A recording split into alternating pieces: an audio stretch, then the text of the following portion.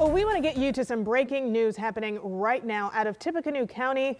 This is near Lafayette. If you look at your screen here, you will see the INDOT camera showing at least 5 semis involved in a crash. Now, again, this is on I-65 and State Road 25, so you'll want to take a different route if you plan to head up this route. And we will stay on top of this breaking news as it develops. Hopefully, crews will be able to clear that scene and we'll be able to provide you with more information.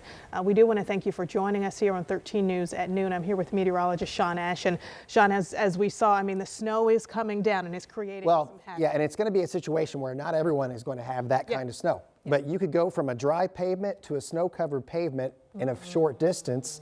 And I assume that's what happened here. So if you had our free app on your phone, free weather app, we put out a push alert roughly about 90 minutes ago. Just say, hey, we got some scattered snow burst around the area. Be on the lookout, monitor travel conditions. Here you go, those darker shades of blue, what you want to look for here.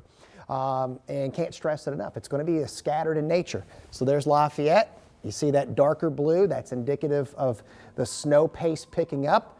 As quickly as it moves in, it's going to move out just as quick. Moving through 31 now, Kokomo, down into Hamilton County. Going to get a little, and it won't take a lot of snow. Keep in mind how cold we've been the last several days. So whatever falls is going to stick on the roadways today, especially those bridges and overpasses, but even not, we're still going to have some scattered areas of localized accumulation. So there's that vantage point again. This is I-65. You can see all the semis there that are in the middle and even covering up the road. So here's the breakdown. Here's your weather impact for today, like we talked about yesterday. Scattered but impactful. A few slick spots in some of the roadways between now and sunset. And then after that, the focus is going to be on one more night of bitterness. We're actually way above where we've been the last several days, but that ground remains cold. We're closing in almost 30 degrees here compared to 24 hours ago. Almost 20 degrees warmer. So this little burst of snow shower action will end from west to east as we get a little closer to sunset. And then Karen, tomorrow morning we could have some 2-hour school delays because wind chills will be below zero early in the morning. The thaw is still intact and some sunshine as well coming up in the 7-day forecast. All right, thanks, Sean. Yeah. New developments happening at noon. A Franklin woman was sentenced to 10 years for hitting a 13-year-old girl who was getting on the school bus. This happened last year in June near Washington Street and Kitley Avenue on the city's east side. Metro Police say traffic was stopped for the bus arm when Melanie Mudd sped through in a black Jeep, hitting the teen. The girl sustained multiple broken bones and damage to her kidney and spleen. After a blood draw, police discovered THC, fentanyl, and non-fentanyl in Mudd's system. The young girl did survive that crash. And more about an overnight shooting on Indy's near northeast side. Now, we brought this to you as breaking news on Sunrise. This is the scene on Olney Street near 30th and Sherman just after 2:30 a.m. That is where Metro Police found a person shot in critical condition. Investigators searched a nearby home where the shooting happened for a possible suspect. And right now we are checking to see if police have detained anyone from that home. Our Chase Howell will have the latest starting at 4 o'clock. Well, you are taking a look at cell phone video of an argument at a gas station near 56th and Emerson. This is where a man pulled out a gun and threatened a woman. The man who recorded that incident gave the video to our Chase Howell and described what happened. So according to him and police, it was all over one of the drivers waiting too long at a gas pump, a few honks, a verbal altercation, and a gun being drawn. A terrifying encounter caught on camera at a gas station on Indianapolis's north side. Here you can see a man holding a pistol to a woman's head as she tries to get away. And as you see here, even as he backs away from her, he continues to point the gun at her. There was so much for me to think about. That bullet was my main worry. Kevin Edwards started recording the altercation while others called police. He says in this video, you can see the two confronting each other. And according to court documents, this is when the man says the woman pointed a gun at him, which she denies. Words were exchanged. He got to calling her, racial slurs, and she didn't like that. Probably wasn't comfortable with it from what I'm going to assume, but that's when he pulled the gun. As you can see in the video, he's choking her against the car. In the court documents, the man admits to police that he told the woman he was going to, quote, blow her head off. The fear of having a firearm placed in your face, at your head, and words uttered in which a threat is made, it's inexcusable, and it's scary and life-altering for this victim. Officer Tommy Thompson with IMPD says this is a prime example of people not using their words to solve problems. We as adults have to do better. We in society have to do better.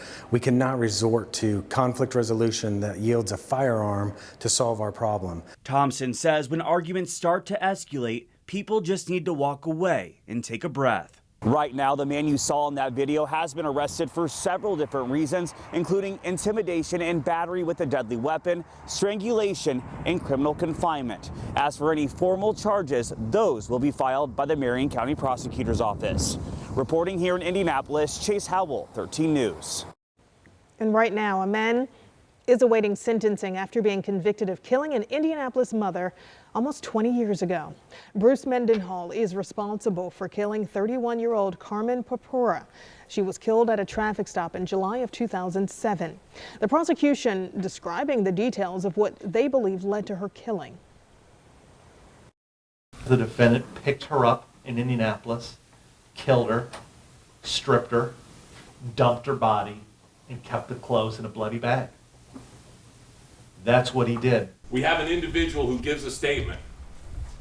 Make no mistake about it, they can try to characterize it as a confession. It is not a confession.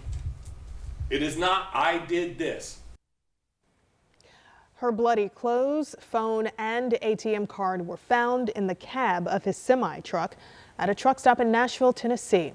He reportedly told police that he had blood on him from cleaning up the murder. Purpura is now the third woman he is convicted of killing. He will be sentenced on February 13th. The Marion County Sheriff's Office is facing a lawsuit from a former detention deputy. She claims she was wrongfully terminated. Miriam Adamson Alvarez was one of 8 Marion County Sheriff's Office employees who were fired in June. They were charged for alleged overtime theft at work. Alvarez was accused of stealing $690 of overtime. The charges against her were later dropped. Her attorney tells us she believes the allegation was made in retaliation after she filed a complaint against her superior. She says the allegations has kept her from getting other opportunities. Alvarez is asking for reinstatement, back pay, front pay, punitive, and compensatory damages.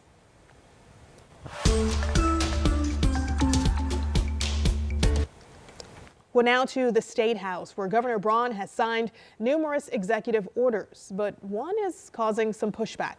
Yesterday, the governor signed an order calling on the state's Department of Health to release individual terminated pregnancy reports. That is something it used to do before the state's near-total abortion ban. The current law requires providers to report an abortion they've performed to the Indiana Department of Health within 30 days of the procedure. The Department of Health stopped sharing individual reports, citing patient privacy concerns. Indiana Attorney General Todd Rokita disagreed with that position. Instead of releasing individual reports, the DOH shares quarterly data on abortions performed across the state. And Governor Braun says signing this executive order was enforcing the law that was already on the books. Senate Democratic Minority Leader Shelley Yoder issued a statement which said in part, quote, "This executive order isn't about protecting life, it's about control." Well, we are now 100 days out from the IU Health 500 Festival Mini Marathon and Rev here in Indianapolis. On May 3rd, around 20,000 people will gather to run the 13.1 miles around the city, and that goes through IMS. Registration is open right now. The Mini will cost you $99. The Delta Dental 5K is $45.